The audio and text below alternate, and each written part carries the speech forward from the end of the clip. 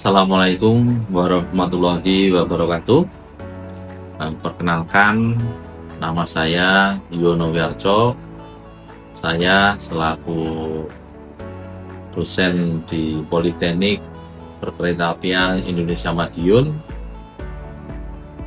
Kementerian Perhubungan, di mana hari ini saya akan menyampaikan rencana pembelajaran semester atas materi yang saya ajarkan di PPI, salah satunya yaitu untuk mata kuliah bangunan dan jalur perkeretaapian.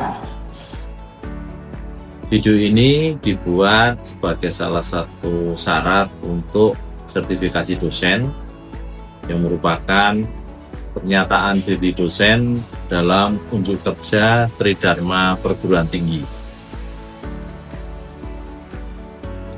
RPS Pembangunan Bangunan dan Jalur Perkeretaapian 1 terdiri atas 16 pertemuan, yang mana 14 pertemuan merupakan pertemuan teori dan praktek, kemudian 2 pertemuan, yaitu satu untuk ujian tengah semester dan yang satu lagi adalah di akhir pembelajaran yang ke-16, yaitu dilakukan ujian akhir semester. Mata kuliah Pembangunan Bangunan dan Jalur Perkeretaapian 1 ini membahas konsep, tahapan dan metode pelaksanaan pembangunan bangunan serta jalur perkeretaapian konvensional. Materi difokuskan pemahaman proses konstruksi, mulai dari persiapan pekerjaan tanah, pembangunan struktur bawah, struktur atas jalur rel, hingga bangunan pendukung perkeretaapian. Pembelajaran diarahkan agar mahasiswa memahami alur pembangunan prasarana perkeretaapian, metode kerja konstruksi, peralatan yang digunakan, serta prinsip keselamatan dan mutu pekerjaan sebagai dasar untuk mata kuliah pembangunan perkeretaapian lanjutan. Kemudian target capaian pembelajaran mata kuliah ini adalah yang pertama, mampu memahami dan menjelaskan tahapan pembangunan bangunan dan jalur perkeretaapian sesuai metode konstruksi yang berlaku. Kemudian capaian pembelajaran mata kuliah yang kedua yaitu mampu menjelaskan metode pelaksanaan pekerjaan konstruksi jalur rel dan bangunan perkeretaapian secara sistematis. Dan yang ketiga yaitu mampu menjelaskan peralatan, material, serta aspek keselamatan kerja dalam pembangunan bangunan dan jalur perkeretaapian. Kemudian dalam pembelajaran ini, materi-materi yang disampaikan terdapat yang pertama yaitu pengantar pembangunan bangunan dan jalur perkeretaapian. Kemudian materi yang kedua adalah tahapan pembangunan prasarana perkeretaapian. Dan yang ketiga adalah pembangunan struktur bawah jalur rel. Kemudian yang kelima, pembangunan struktur atas jalur rel. Kemudian yang keenam, pembangunan jalan rel dengan balas. Kemudian pembangunan bangunan perkeretaapian baik stasiun maupun depo. Kemudian metode pelaksanaan pembangunan jembatan dan terowongan perkeretaapian. Kemudian peralatan konstruksi perkeretaapian. Kemudian material konstruksi jalur dan bangunan perkeretaapian. Kemudian keselamatan dan kesehatan kerja atau K3 dalam pembangunan perkeretaapian. Dan yang terakhir yaitu pengendalian mutu dan waktu pekerjaan. Kemudian jadwal pembelajaran, misalnya akan saya jelaskan. Yang pertama, untuk pertemuan pertama, yaitu mampu memahami ruang lingkup mata kuliah serta konsep dasar pembangunan bangunan dan jalur perkeretaapian. Metode pembelajaran yang digunakan adalah pembelajaran blended learning, kemudian metodenya ceramah dan diskusi, kemudian mata kuliah ini terdiri dari 1 jam pelajaran teori dan 2 jam pelajaran praktek. Kemudian bobot penilaian dari mata kuliah pertama ini adalah 2%. Berikutnya yang kedua adalah mampu menjelaskan tahapan pembangunan prasarana perkeretaapian secara umum. Dengan metode pembelajarannya yaitu pembelajaran blended learning dengan metode ceramah dan diskusi. Ini juga sama, 1 jam teori dan 2 jam praktek. Dengan bobot penilaian yaitu 2%. Kemudian yang ketiga yaitu terhadap pertemuan ketiga ini, yaitu mampu menjelaskan pekerjaan persiapan dan pekerjaan tanah dalam pembangunan perkeretaapian. Metode pembelajarannya adalah blended learning, baik sinkronus maupun asinkronus. Kemudian ini juga 1 jam pelajaran berupa teori dan 2 jam pelajaran berupa praktek. Untuk pengalaman belajar di sini yaitu menganalisis contoh pekerjaan tanah pada proyek perkeretaapian. Untuk pertemuan berikutnya, yang keempat, yaitu mampu menjelaskan metode pembangunan struktur bawah jalur rel. Harapannya juga mampu memahami bagaimana pembangunan bawah struktur jalur rel. Ini juga terdiri 1 jam pelajaran teori dan 2 jam pelajaran praktek dengan bobot penilaian 2% juga. Kemudian pertemuan yang berikutnya, yang kelima, yaitu mampu menjelaskan metode pembangunan struktur atas jalur rel.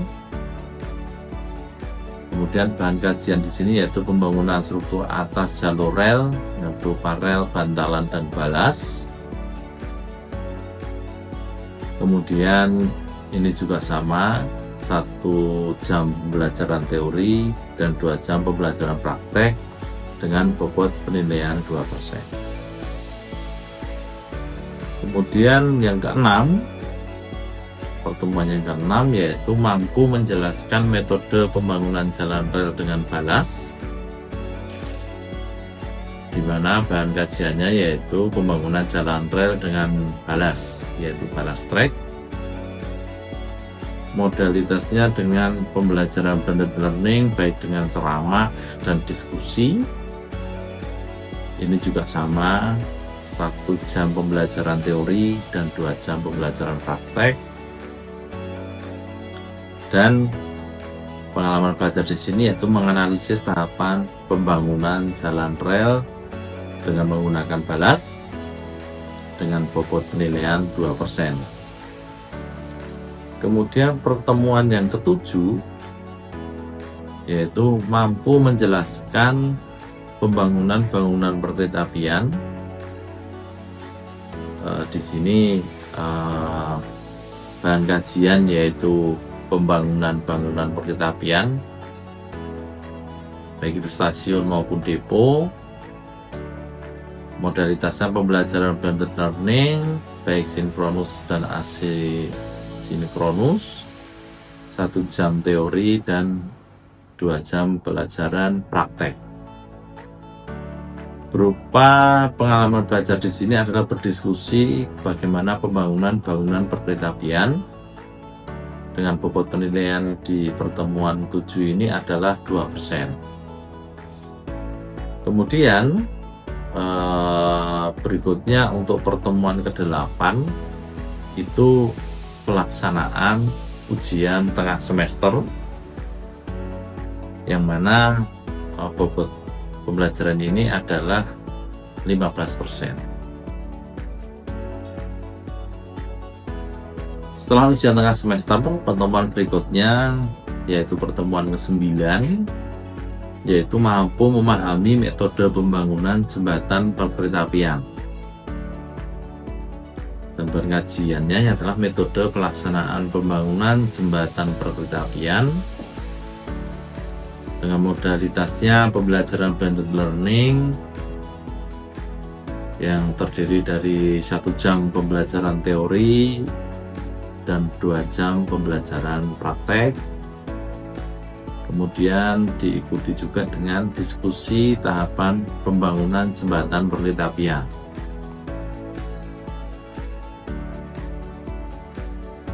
Pembelajaran berikutnya yang ke-10 yaitu mahasiswa diharapkan mampu memahami metode pembangunan terowongan perkereta apian. Dan kajiannya adalah metode pelaksanaan pembangunan terowongan perkereta apian. Modalitasnya pembelajaran blended learning dengan 1 jam pembelajaran teori dan 2 jam pembelajaran praktek, dan diisi dengan diskusi metode pembangunan terowongan perkereta apian. Kemudian untuk poin 11, pertemuan yang 11 adalah mahasiswa mampu menjelaskan peralatan konstruksi perkereta apian. Bahan yang di kajiannya yaitu peralatan konstruksi dalam pembangunan perkereta apian yang diisi dengan teori dan praktek. Salah satunya yaitu mengidentifikasi peralatan konstruksi perkereta apian. Di pertemuan yang ke-12 adalah mahasiswa diharapkan mampu menjelaskan material konstruksi jalur dan bangunan perkereta apian dengan bahan pembelajaran adalah material konstruksi perkereta apian dengan modalitas pembelajaran blended learning baik sinkronus dan asinkronus, dan diisi dengan diskusi karakteristik material konstruksi perkereta apian.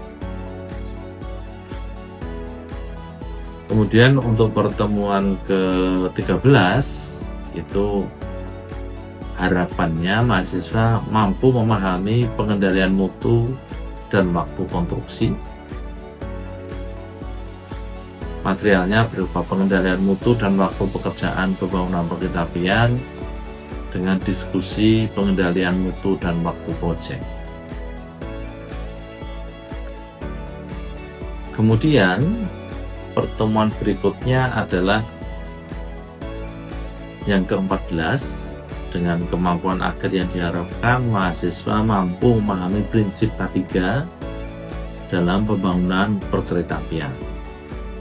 Dengan bahan kajian pokok bahasan adalah keselamatan dan kesehatan kerja konstruksi perkereta apian. Dengan pengalaman belajarnya adalah diskusi penerapan K3 di proyek-proyek perkereta apian.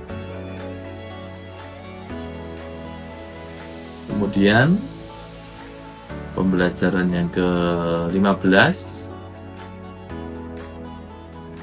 kemampuan akhir yang diharapkan adalah mahasiswa mampu mengintegrasikan seluruh materi pembangunan dan jalur perkereta apian dan dengan bahan kajian yaitu review dan integrasi materi pembangunan perkereta apian dengan modalitas pembelajaran blended learning dengan metodenya diskusi dan tanya jawab yang merupakan refleksi dan penguatan pemahaman materi, karena ini merupakan pembelajaran yang terakhir. Setelah pembelajaran ini, yang ke-16 adalah ujian akhir semester dengan bobot penilaian 30%. Demikian 16 pertemuan di materi pembangunan bangunan dan jalur perkeretaapian 1 ini saya sampaikan. Kemudian terkait dengan rencana evaluasi, jadi ada 3 hal yang kita nilai, yaitu aktivitas partisipasif yang merupakan keaktifan mahasiswa dalam mengikuti perkuliahan, diskusi tahapan dan metode pembangunan bangunan serta jalur perkeretaapian. Bobot yang digunakan adalah 25%. Kemudian yang berikutnya nomor 2, yaitu basic evaluasinya adalah tugas kajian tahapan pembangunan, yaitu merupakan menyusun kajian tertulis mengenai tahapan pembangunan bangunan dan jalur perkeretaapian, yaitu untuk pekerjaan tanah hingga struktur atas. Bobot dari penilaian ini adalah 15%. Kemudian poin yang ketiga, yaitu tugas analisis metode pelaksanaan, adalah menganalisis metode pelaksanaan salah satu pekerjaan konstruksi perkeretaapian, bisa pembangunan jalan rel, bangunan jembatan atau terowongan, dengan bobot penilaian 15%. Kemudian poin yang ketiga untuk kognitif atau pengetahuan, yaitu tes lisan atau tulis kuis. Di sini ada UTS, merupakan ujian yang berisi materi-materi dari pembelajaran pertama sampai dengan ke-7, nilainya 15%. Dan yang terakhir adalah ujian akhir semester yang berisi materi keseluruhan selama 14 pertemuan. Ujian akhir semester ini bobotnya sebesar 30%. 6 aturan ini ada Undang-Undang Nomor 23 Tahun 2007, kemudian PM 60 Tahun 2011, kemudian Buku Konstruksi Jalan Kereta Api dan Keselamatan Perjalanan Kereta Api yang dibuat oleh Haji Surakim, kemudian Rekayasa Jalan Kereta Api, Tinjauan Struktur Jalan Rel yang ditulis oleh Sri Atmaja Perosidi, kemudian catatan kuliah rekayasa jalan rel oleh Insinyur Hedi Hidayat. Kemudian penjelasan dari Balas itu seperti itu. Ada yang mau ditanyakan silahkan. 1 orang, 2 orang, 3 orang silahkan. Kalau ada yang mau bertanya, ada? Tiket bertanya? Oh, tidak ada yang bertanya. Coba kamu kenapa Pak Nu? Itu balasnya tidak rata sama bantalannya Pak. Oh, terlalu kurus ya? Ya, terlalu kurus. Coba kita lihat ini. Oh iya, ini bantalannya kelihatan banyak ya kan? Tapi kita coba lihat, dia stop dulu. Kalau dia berarti jawabannya salah. Fotonya yang salah Pak. Iya, dia terlalu kurus kan balasnya ini. Oke, kelihatan kayak ini ya. Nah kalau ini, yes. Coba kalau mau ini kalian salah semua nih. Oh iya, saya tahu.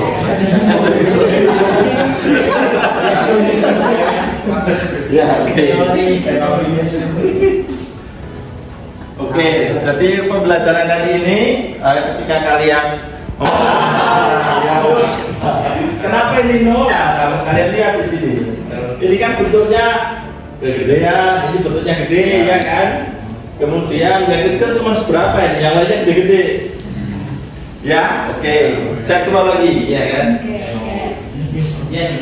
Katanya harus dari batu pecah yang diperoleh dari batuan homogen, non poros, padat, keras dan berdaya tahan tinggi terhadap impact, abrasi dan cuaca yang dapat diperoleh dengan cara peledakan, mesin berat atau manual, di mana proses pemecahan menjadi balas harus dilakukan oleh stone crusher. Itu untuk persyaratan dari balas. Kemudian meter dan memiliki kapasitas ketahanan yang baik, ketahanan gesek yang tinggi dan mudah dipadatkan. Dia harus bersudut banyak dan tajam, porositas maksimum 3%, kemudian kuat tekan rata-rata maksimum 1000. Assalamualaikum warahmatullahi wabarakatuh. Selamat pagi, salam sehat buat semuanya. Masih sehat toh ini? Oke. Jadi pertemuan di perkuliahan kita di BJP ini yaitu materi kuliah pembangunan bangunan dan jalur kereta apian. Kita hari ini akan membahas tentang salah satu struktur balas di kereta api. Salah satu komponen di kereta api yaitu tentang balas, yang mana akan saya jelaskan dalam pertemuan hari ini, melanjutkan materi yang kemarin, ya kan. Jadi struktur balas, kalau kita cerita struktur balas, harapannya nanti kalian ada 3 hal ini, yaitu mampu memahami dan menyebutkan fungsi dari balas. Kemudian yang kedua, mampu menyebutkan persyaratan teknik balas, dan yang ketiga, mampu membedakan balas yang memenuhi syarat dan yang tidak memenuhi syarat, ya kan, di penjelasan ini. Oke, apa itu balas? Atau ada yang menyebut batu balas, ada yang menyebut kericak. Nah, ini akan coba kita lihat video ini.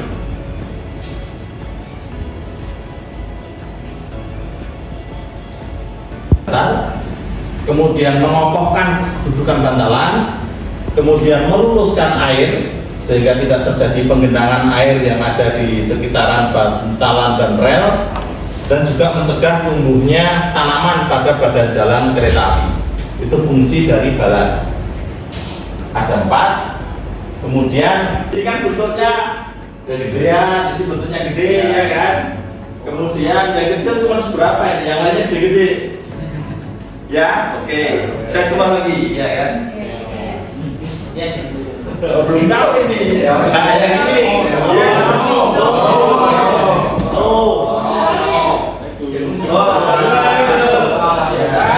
Ini tuh, coba ya. Ini stop dulu ya.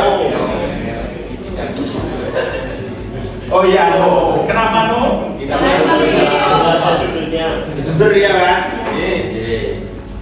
3, 4, 5, 6, 7, 8, 9. Wah, banyak yang mau kita lihat ya.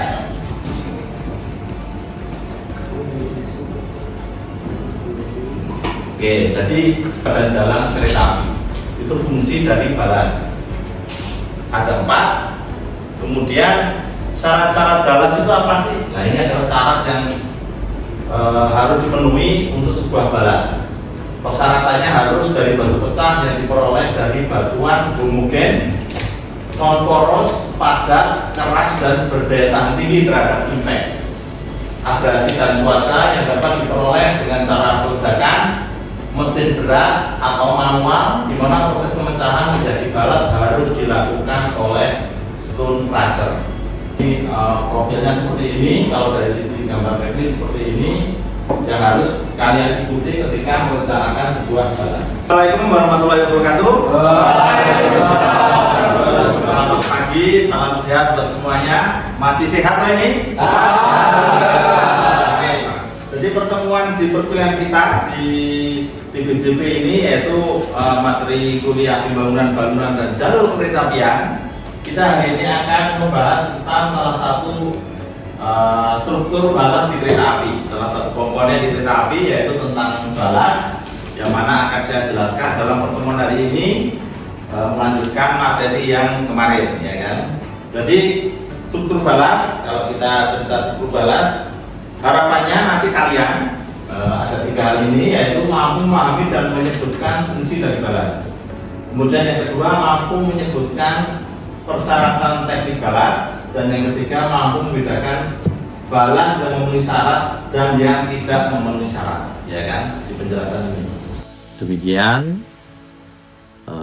yang dapat saya sampaikan terkait dengan rencana pembelajaran semester mata kuliah pembangunan, bangunan dan jalur perkeretaapian 1 yang kami berikan kepada taruna semester 4 di Politeknik Perkeretaapian Indonesia Madiun, Kementerian Perhubungan. Dan video ini merupakan syarat untuk sertifikasi dosen. Demikian, terima kasih. Assalamualaikum warahmatullahi wabarakatuh. Waalaikumsalam. Alhamdulillah, hari ini kita akan memulai cek lapangan, pembelajaran, material, pembangunan, bangunan dan jalur perkeretaapian. Melanjutkan dari yang teori kemarin, kita cerita tentang pembangunan tubuh ban kereta api. Jadi kita cerita bagian atas kemarin, kita bahas tentang balas. Nah, hari ini kita akan ke lapangan melihat kondisi balas itu bagaimana. Nah, yang pertama sekarang coba ada nggak yang melihat balas yang ada di sini yang memang belum pas? Kira coba ada nggak? Ya, ini Pak. Benar ini. Nah, salah satu balasnya seperti ini. Ya.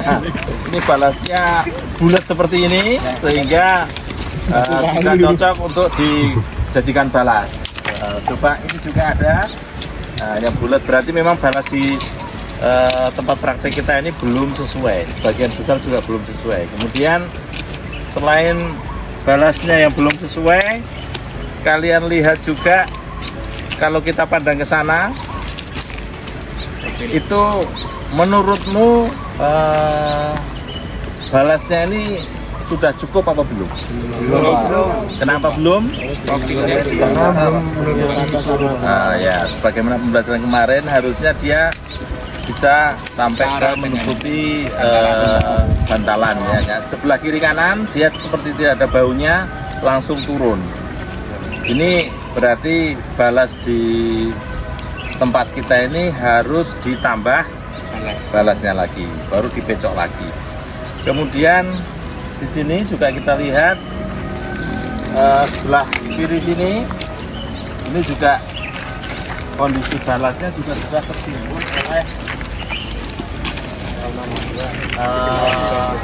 tanah, karena mungkin jarang dibersihkan. Termasuk ini pohon-pohon ini harusnya dibersihkan sehingga dia bisa berfungsi dengan baik.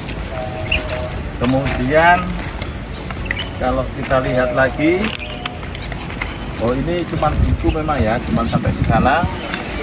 Jadi hanya sebagai pembakaran kita aja bahwa seperti ini kondisi di tempat kita praktek seperti ini kondisinya. Kemudian ini juga kita lihat balasnya ini kan jarang dipecok sehingga dia padat, sehingga kalau berdasarkan teori harusnya dia sering dipecok sehingga dia tidak padat, dia bisa mengayun ketika